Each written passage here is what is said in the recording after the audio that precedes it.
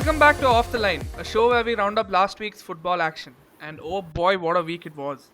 European football showing us why it's the best in the world. Ridiculous scorelines and unexpected winners this week was absolute football gold. I am your host Rahul Panikar, and today we have with us Mayuk Basu and Rahul Chashikumar to discuss the Champions League quarterfinals. Hi, thanks for having me. Really excited. Let's start off with the first. It's not the first one, but let's start off with RB Leipzig versus Atletico. I don't know. It didn't really look that surprising of a result to me, considering how Leipzig were playing and how Atleti were playing. Yeah, granted, Atleti did knock out last year's champions, but Leipzig are really good and how they've managed to play.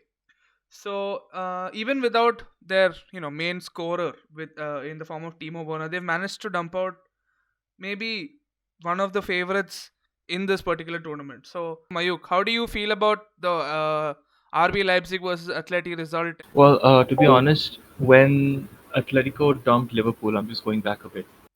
When they dumped them out in the round of 16, uh, Liverpool were by and far, at least in the second leg, the better side. It was it's just one of those games where things do not go your way at all, right?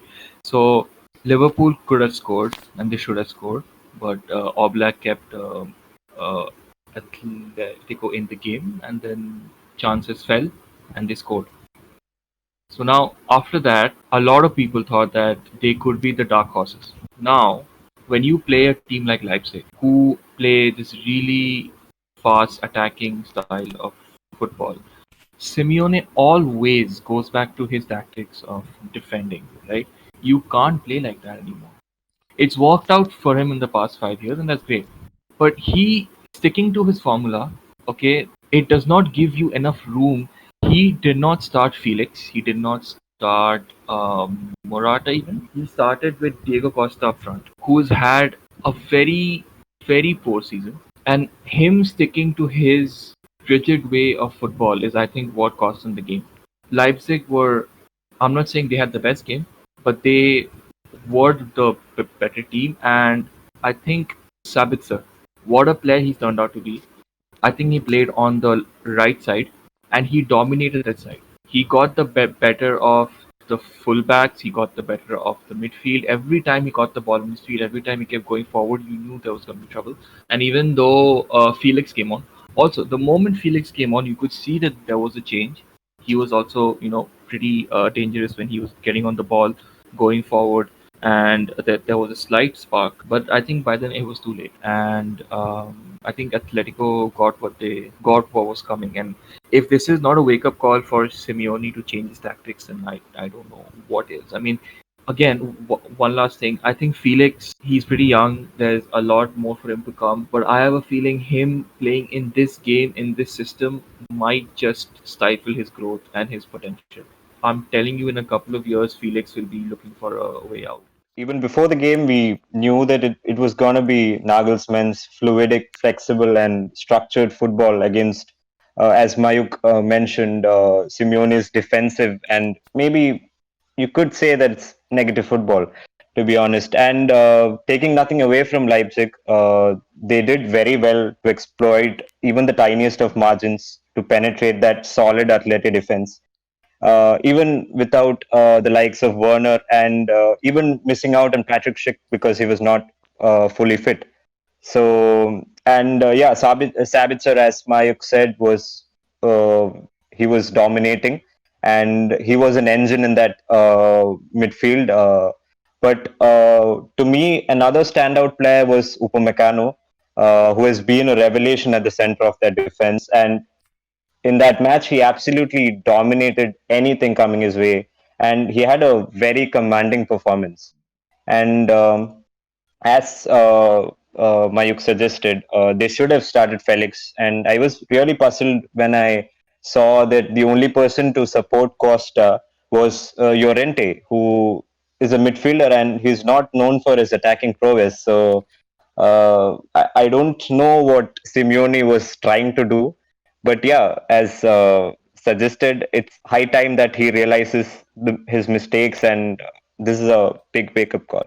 I think we don't have anything else to discuss the whole Leipzig game. I think the next game that we should focus on is the Atalanta PSG game. I'm pretty sure three-fourths of the world was rooting for Atalanta to go through, and it almost happened. Till the 80th minute, we were all hoping some sort of miracle, but no. PSG did come out winners, a 2-1 win, a very narrow margin.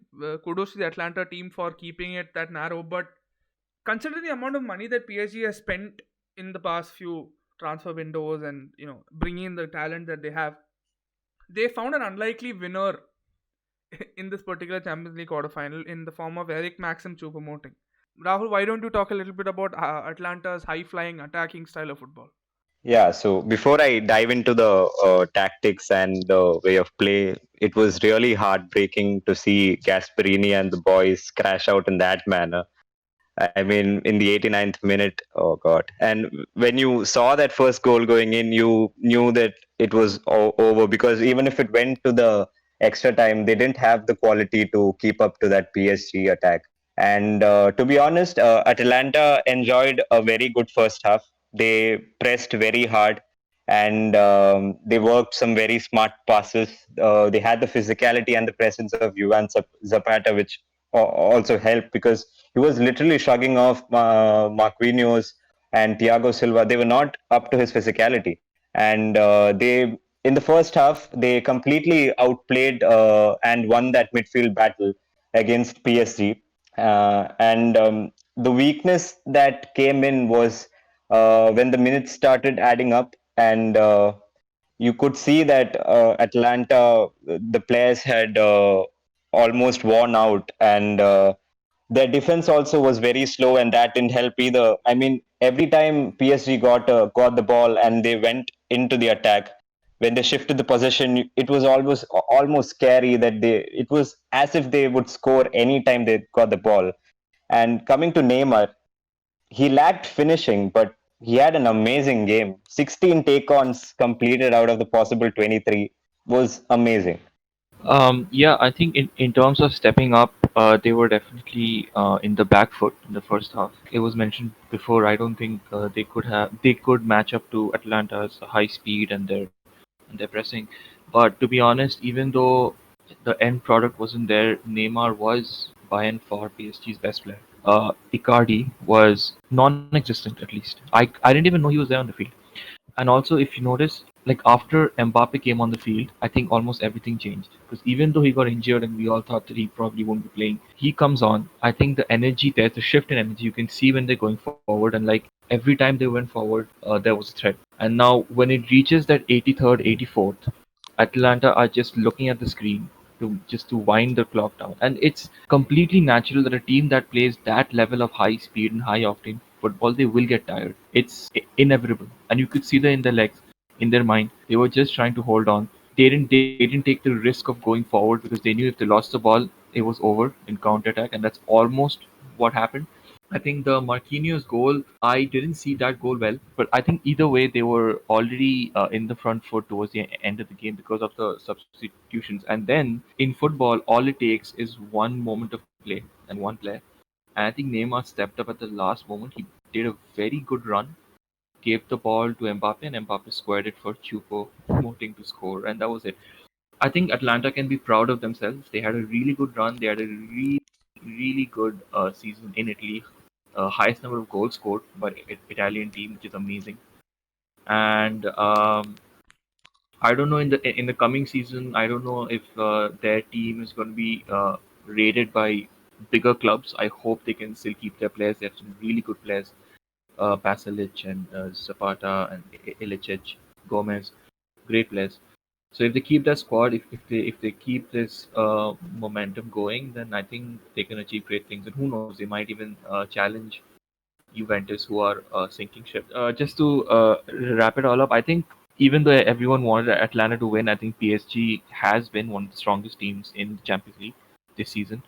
And with Mbappe, who looks to be fit after he came on, I can be pretty assured that they will have the advantage over Leipzig and they will be in the final. Yeah, but again, like I mentioned before, it was a very tight match, and again, had PSG taken their earlier chances, it might not have been. But moving on, I think the biggest upset of the quarterfinal has to be Manchester City versus Lyon. I don't think anybody saw this coming. I mean, I for one did not think that Lyon would succeed against City in keeping them out, considering the form of Kevin De Bruyne. Your thoughts on it, guys? I think Mayuk can start off. City crashing out in the quarterfinals yet again to Lyon. Well, I'll tell you what it was, and this has happened before. This was a clear case of Pep overthinking. I don't know what the need was for him to change the team.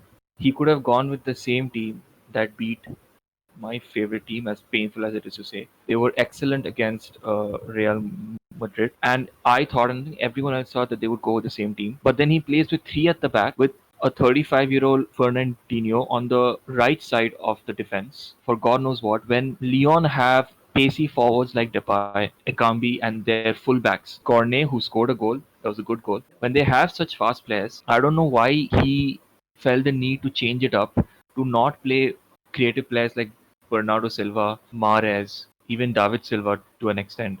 And instead, he tries to. I think what he tried to do was he tried to stifle the Lyon team, to stifle their style of play, and clearly backfired because whenever Lyon were making runs behind their defense, the three defenders were focusing on one player. Just imagine the amount of space that gave the other Lyon players to move forward. That's every attacker's dream, and that's how they conceded the goal, the first and the second goal. Yeah, we can say that had Sterling scored that crazy miss, things would have gone differently. But I think these things happen.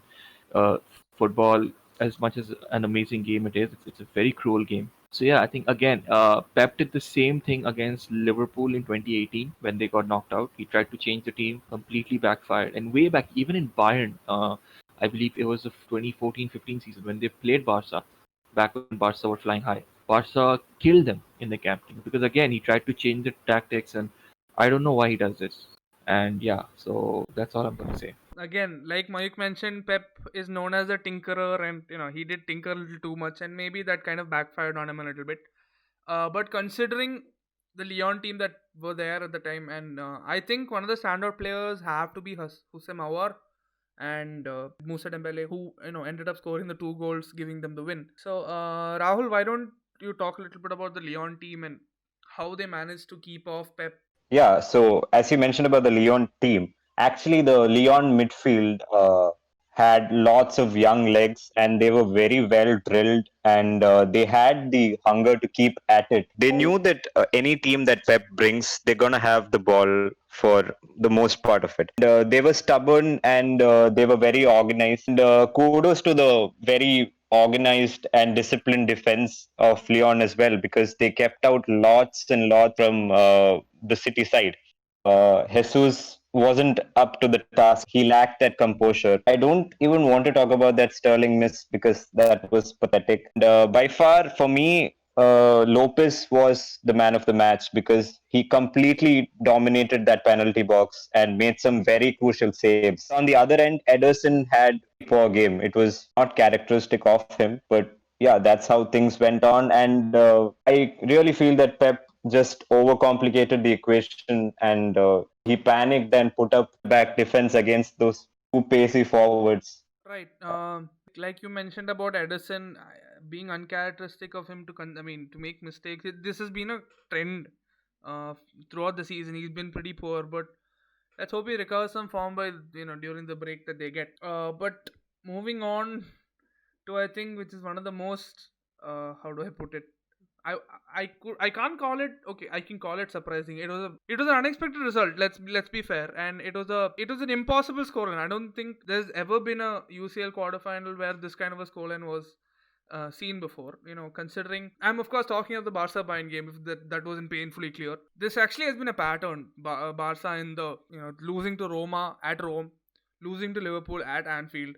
Now when they play in a neutral venue, getting utterly and completely humiliated by a machine of a Bayern team. Mayuk, why don't you brief us about what happened and what a calamity that was on the pitch that day? Yeah, so before I get started, I just want to say that I am a Real Madrid supporter, so this was much more than a treat.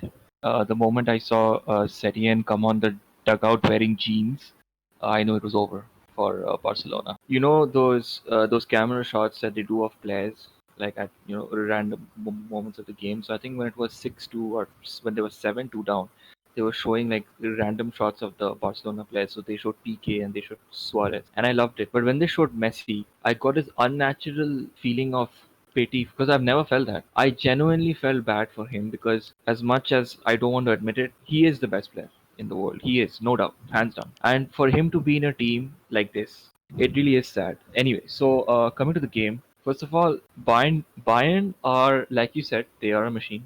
I think that game which they played in February when they beat Chelsea 3-0, like I think me and pretty much everyone else knew that they were one of the biggest favorites to win the tournament. Like their football is close to perfect. Now, when they started the game, it was a little shaky in defense. You could see because Barcelona in the beginning they were making some good runs behind their defense. I mean that's how the I think it was Alaba who scored the own goal. So they were shaky in the start, but then once Bayern got clicking, it was over. Now, just I want to appreciate two Bayern players. Okay, more than two.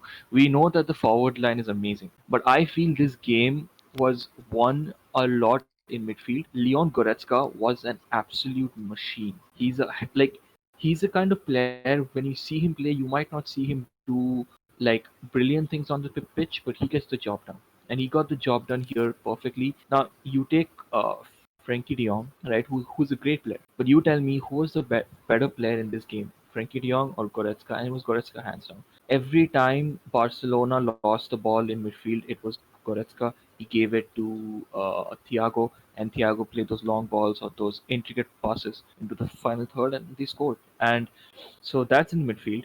And once they're in attack, this rocket of a kid who's Alfonso Davies. What a player! I mean, that guy.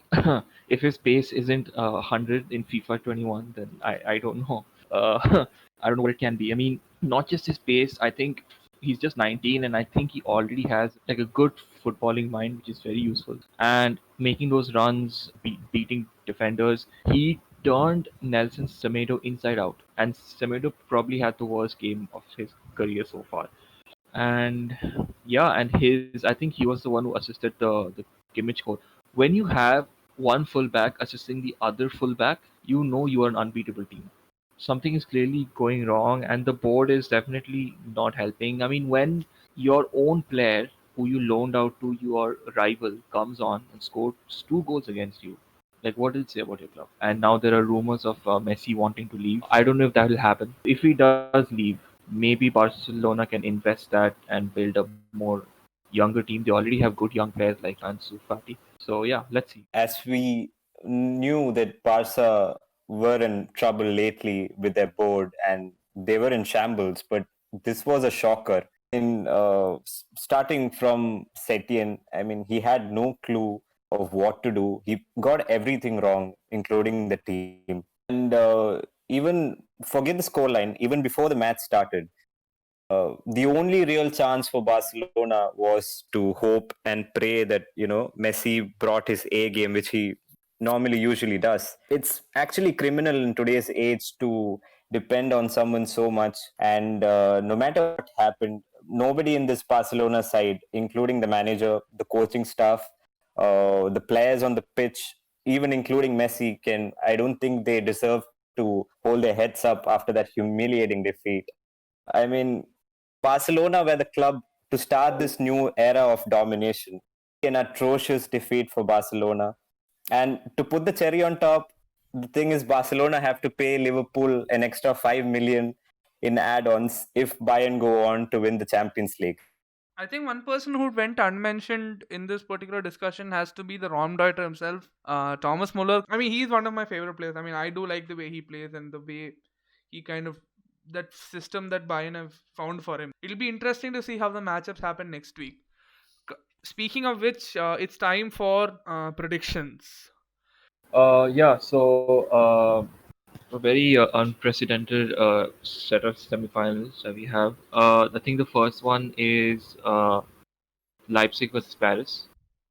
I mean, to be honest, given what's happened, I honestly don't think predictions hold any value. But I still think that as good as Leipzig are, I think PSG, I think Mbappe will be fit enough, I think, to start the game if he does, and if Icardi performs unlike he did last time, then I think PSG definitely have it in them to beat Leipzig. Um, though I feel Leipzig might just score, get 1 or 2 goals back. So I'm gonna go with I'll go with the 2-1 victory for Paris. And then the other one, Bayern Lyon. So it can either go two ways, right? The first and most obvious way is that Bayern blows them away. Like I'm talking about 3, okay, 4 or 5 nil. But if Lyon manage to cause an upset against this Bayern team, then they deserve to win the Champions League. But you say that anything can happen in football, but I don't see this Lyon team beating this Bayern side. So, but I'll give them a respectable 4-1. Let's say 4-1 victory for Bayern. There's a huge chance that I might be wrong. It might be like a very effective 1-0 win or 2-0 win. So yeah, that's my. Right, I like how you said a respectable scoreline of 4-1, but yeah, so That is pretty respectable. right, so like Mayuk mentioned, barring a total upset, I think the first semi-final has to go to PSG. But inside, I really hope Leipzig do win. I really want them to win, but it looks highly unlikely. But I'm going to give it a very close scoreline with a 2-1 victory to PSG. And the second one, again, Lyon are pretty much giant killers this season, and I think, should I go? No, I really think Bayern are going to dominate the second semi-final with coming out comfortable, maybe 3-1 or 4-1 winners in the second semi-final. So my predictions are a 2-1 victory for PSG in the first semi-final, and a 3-1 victory for Bayern in the second semi-final. My predictions for the first game, RB Leipzig versus uh, PSG, it's going to be an exciting prospect for a neutral fan. And I feel that the midfield battle will decide the fate of the game. And But you can't look past the talents and likes of Mbappe and Neymar and even Icardi. So if they bring their A game, it's always going to be tough. But it's going to be an exciting encounter to watch that battle between Upamecano and Mbappe. And I'm really looking forward to that. But I feel that the extra oil money that PSG have is going to get them closer to the victory and to the finals. So I feel that I'll go for a 3-2 victory for PSG. And I'm only picking PSG so that they go into the finals and lose miserably to whom I'm going to choose in my second semi-final. So I can't really deny the fact that Bayern look absolute favorites to win this. And I feel it's going to be a very comfortable win for them. I feel uh, 3-0 or anything upwards is what we can expect from my perspective. So I don't think that there's going to be much drama there. So yeah. I think we're at the end of this episode of the UCL quarter roundup, and I think we've discussed all there is to discuss about the whole quarterfinals and the upcoming semi-finals. So tune in next week for the finals and our predictions for the next season's Premier League. So please do like, share, subscribe to our channel, Off the Line Podcast, and follow us on Instagram. Right, so that's all from us today at Off the Line. Join us next week as we discuss more on football. So thank you and have a great day, guys.